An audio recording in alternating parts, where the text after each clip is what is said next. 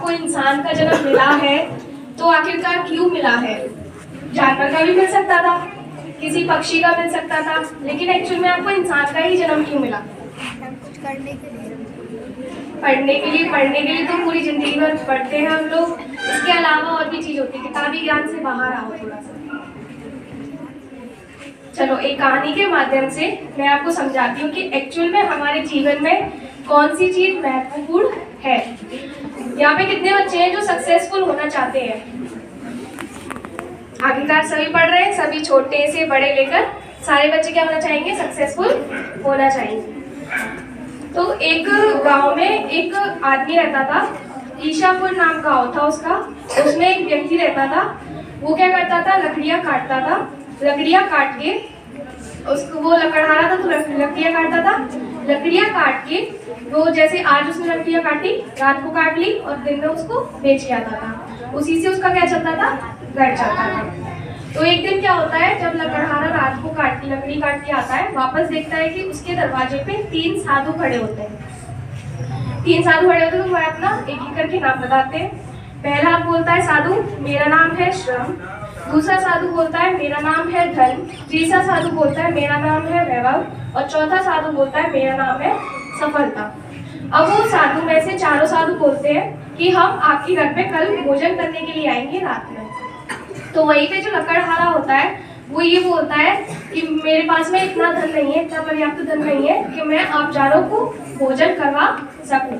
तो वहीं पे क्या होता है कि वो थोड़ा वो उसमें पड़ जाता है, जैसे आपके घर में कोई सडनली आ जाए और आप क्या ना कर पाओ, सोच ना पाओ कि कैसे मैं सबको भोजन खिलाऊंगा। तो उससे क्या होता है, वो ये बोलता है कि चलो हम आपकी, मतलब ये बोलता है, जो उसका वो प्रश्न होता है वो उन्हीं से ही पूछता है कि मैं आप चारों को भोजन तो नहीं करा सकता, आप अब मुझे बताइए कि मैं क्या करूं। तो उन्होंने बोला, चारों महात्मा साधु ने, कि हम चारों में से कोई एक आएगा। अब आपको वो चुनना है कि कौन सा साधु आपके घर पर आए। तो ऐसे ही वो क्या हो जाता है, थोड़ा वो कंफ्यूज हो जाता है कि मैं आखिरकार किसको बुलाऊं। तो वो कहाँ जाता है? अपनी कुटिया में जाता है, अपनी पत्नी से पूछता है कि हमारे झोपड़ी के बाहर 4 साधु आए हैं और अब वो भोजन करने के लिए कह रहे हैं। अब उनका ये कहना है कि हम चारों में से किसी एक को चूज करना है। तो उसकी जो पत्नी होती है वो ये बोलती है कि आप क्या करो, आप श्रम को चूज कर लो। श्रम मतलब जो कठिन परीक्षाएं होती है उनको, मतलब जो बोल सकते हैं मेहनत को, श्रम को आप क्या कर लो? चूज कर लो। तो वो जो वो कुटिया के बाहर जाते हैं और साधु से बोलते हैं कि श्रम हमारे घर पे क्या आएंगे? भोजन करने के लिए आएंगे। तो वहीं पे क्या होता है, वो जो साधु होते हैं वो बहुत ज्यादा खुश हो जाते हैं। तो इससे आपको क्या समझ आया? श्रम माने होता है मेहनत करना। तो क्या समझ आया कि हमें हमेशा मेहनत करेंगे तो हमारे साथ में हर चीज आ जाएगी। मतलब चारों साधु एक साथ उसकी झोपड़ी में आ गए थे, मतलब उसके पास में पर्याप्त भोजन भी हो गया था और चारों साधु खाकर चले भी गए। तो मतलब उसके पास में रह गए। तो इस कहने का मतलब ये है कि अगर आप मेहनत करोगे तो आपके साथ सारी चीजें आगे चल जाएंगी। आप ये सोचो, जैसे एग्जामिनेशन होती है, ठीक है, तो आप लोग क्या सोचते हो? हे भगवान पास करा देगा मुझे कैसे भी करके।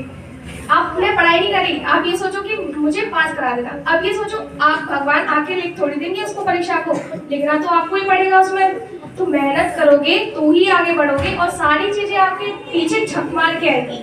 तो मेहनत करना सबसे बड़ी जिंदगी का, लाइफ का सबसे बड़ा इंपॉर्टेंट महत्व है। अब आप ये भी सोचो कि बहुत से लोग ये सोचते हैं हम इतनी मेहनत कर रहे हैं लेकिन हमारे पास में कुछ भी नहीं आ रहा। फिर भी आप मेहनत करो, भगवान सबको जबी देता है, पहले ठोक पीट कर सब चीज करके देख लेता है वो क्या वो इन सब चीज के लायक है या नहीं है। तो आप कभी ये मत सोचना और ना ही निराश होना कि पता नहीं मुझे कब मिलेगा, कब। भगवान को जब देना होगा वो जब ही देगा। तो हमेशा स्टूडेंट लाइफ में आप सीखते रहो, कभी भी चाहे आप जितने भी बड़े हो जाओ, लेकिन हमेशा कभी भी सीखना बंद मत करना और मेहनत करना तो कभी मत रोकना। Thank you.